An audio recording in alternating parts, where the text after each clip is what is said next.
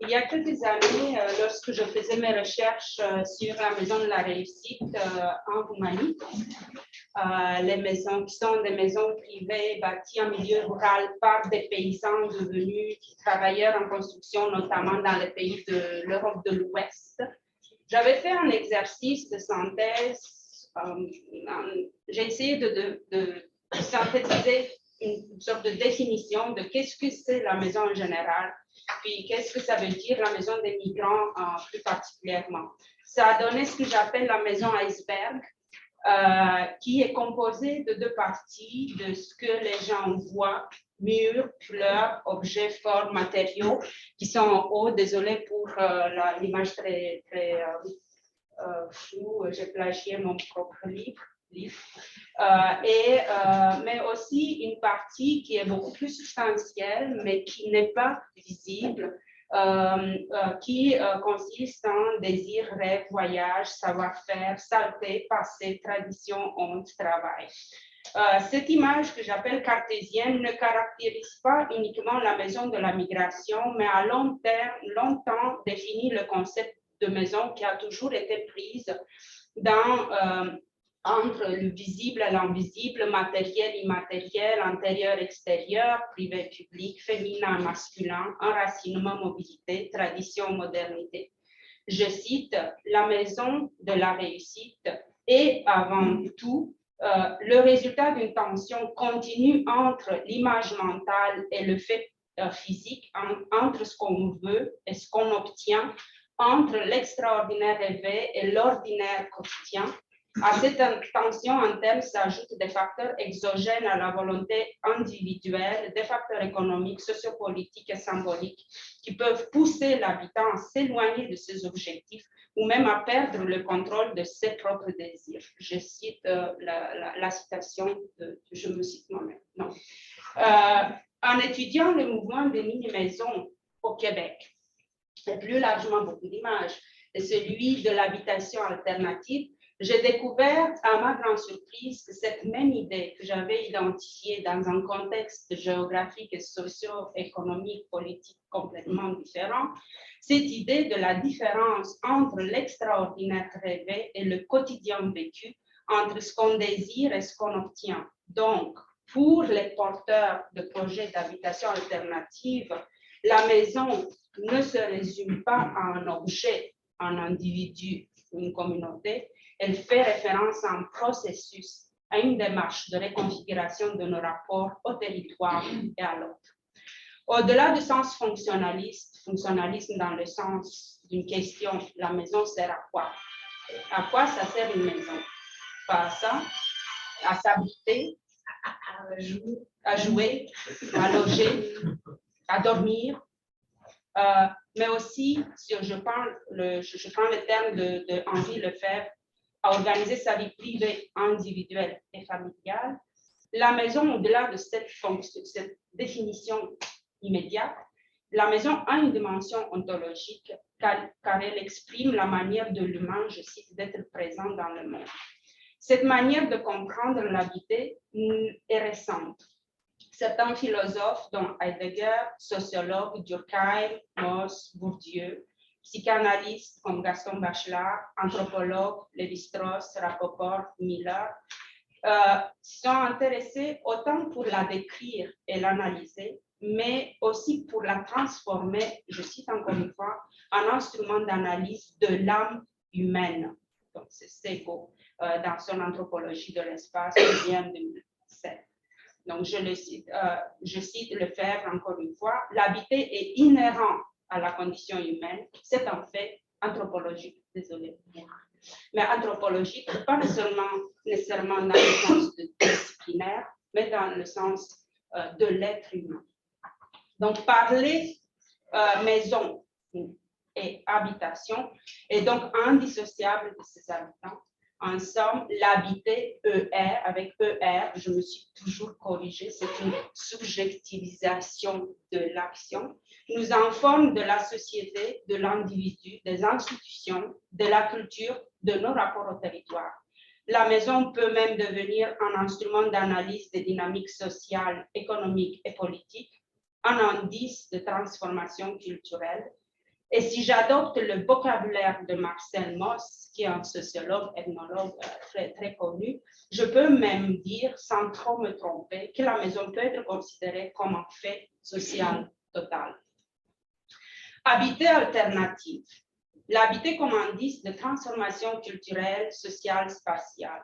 Aborder les pratiques et les initiatives contemporaines de l'habiter nous amène inévitablement à la dimension, autrement alternative, rêvée, utopique. D'ailleurs, ce qui m'a frappé lors de notre visite à Chicoutimi, c'était cette récurrence du mot rêver, rêvons. Donc, puis on est vraiment dans ce cadre du rêve. Tous les projets dits alternatifs, éco-maison, éco-hameau, mini-maison, communauté intentionnelle, véhicules récréatifs, ne se rassemblent pas, mais ils ont un élément en commun. Une volonté de proposer autre chose qui dépasse la crise du logement et la surenchère immobilière. Au cœur de cette volonté de proposer de vivre autre chose, nous avons retenu deux éléments qui reviennent toujours. Un, je ne sais pas si non, ce n'est pas dans le cas. Un, la participation des habitants dès l'imagination de projets d'habitation jusqu'à son utilisation. Deux, les préoccupations écologiques. Peut-on considérer ces initiatives comme particulièrement innovantes? C'est une question à laquelle j'espère que ce colloque offrira quelques pistes de réflexion, mais c'est une question qui me trotte dans la vie. Chose certaine, imaginer autre chose et concevoir un modèle d'habiter idéal n'est pas nouveau. L'habitat alternatif est un concept occidental qui émerge avec l'urbanisation des pays industrialisés du XIXe siècle.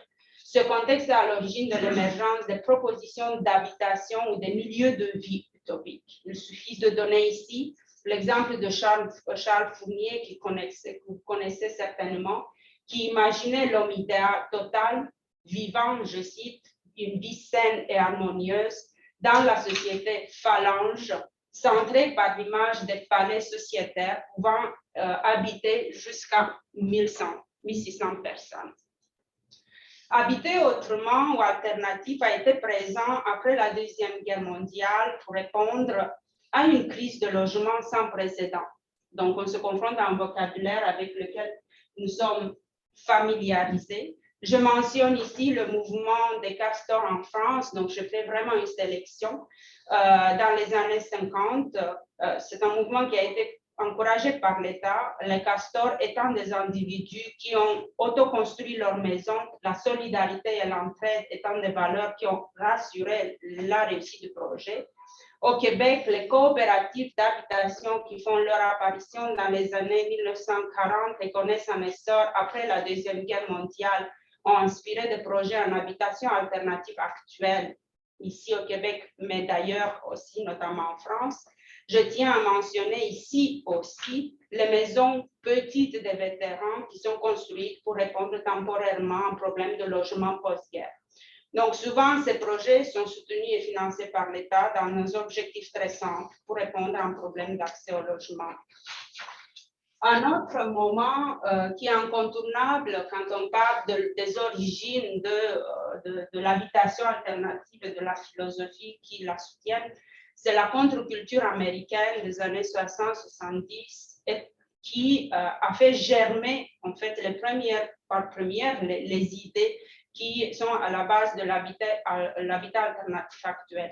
La culture hippie, le mouvement BI qui considère The Road la véritable maison, l'écologie, la crise de nucléaire, la guerre du Vietnam, le mouvement libertaire avec la libération du corps, la lutte pour le droit des femmes, tous ces mouvements ont mis en question le schéma cartésien qu'on a vu au début qui disait qu'une maison est absolument féminine, que l'espace intime appartient à la femme tandis que l'espace public appartient à l'homme, que la maison c'est la matérialisation de l'enracinement et que toute idée de modernité est évacuée parce que la femme est la gardienne des traditions, puis c'est le milieu domestique qui permet ça. Donc, toutes ces divisions cartésiennes sont mises en question. Donc, après une période d'accalmie à la fin du XXe siècle, la crise de 2008 ramène à l'avant-plan la crise du logement dans les sociétés occidentales. Donc, je parle vraiment bien de sociétés occidentales, puis j'espère qu'on va parler un peu, toucher à la question de discussion, de la dimension occidentale de théorie sur le logement, ce qui occulte d'autres aspects qui sont importants, qui visent d'autres régions du monde. Donc, l'idée de l'habiter autrement, alternatif, refait donc surface, notamment après la crise de 2018, dans les années 2000. Les pays champions sont Suisse, Allemagne, Belgique, Norvège, Finlande, France, où on retrouve un vocable assez varié: coopération d'habitation, habitat groupé, cohabitat, écoquartier, éco-hameau, Baugruppen, habitat participatif ou communauté intentionnelle. Par exemple, l'habitat participatif en France est défini comme l'implication d'un groupe d'habitants dans la conception de la construction et la gestion de leur logement.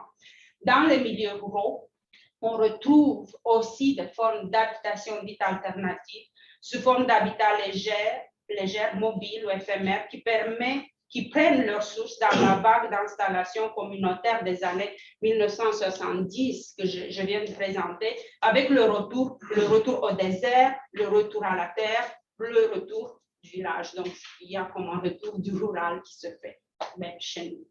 En conclusion, proposer l'habiter autrement comme thème de ce colloque visait d'ouvrir plusieurs voies, pistes de réflexion, mais il ne faut pas se limiter à, c'est une proposition, donc peu importe la piste qui va se dessiner c'est important pour mieux comprendre le phénomène.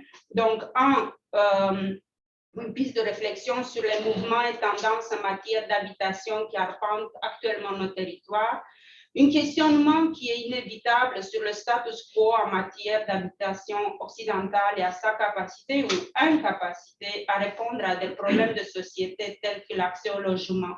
On parle beaucoup de crise du logement au niveau micro et macro actuellement. Une piste de réflexion sur la dignité locative pour dire qu'il faut mettre, il faut mettre un toit au-dessus de la tête, mais ça ne suffit pas pour faire d'une maison un chez-soi.